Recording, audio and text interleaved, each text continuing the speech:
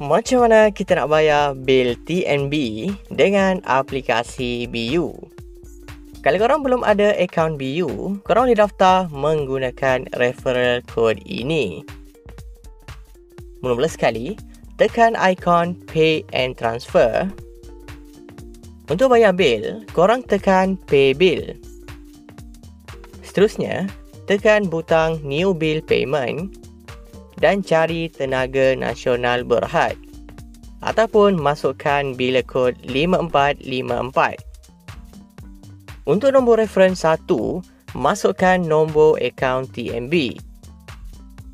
Dan untuk referens 2 pula, korang boleh biarkan kosong ataupun isikan nombor telefon. Lepas tu, masukkan berapa amount bil yang korang nak bayar. Akhir sekali, semak semula semua maklumat dan selesaikan proses pembayaran. Okey, itu sahaja untuk video pada kali ini. Kalau korang nak dapatkan lebih banyak video berkaitan dengan BU, korang boleh komen dekat bawah. Bye-bye.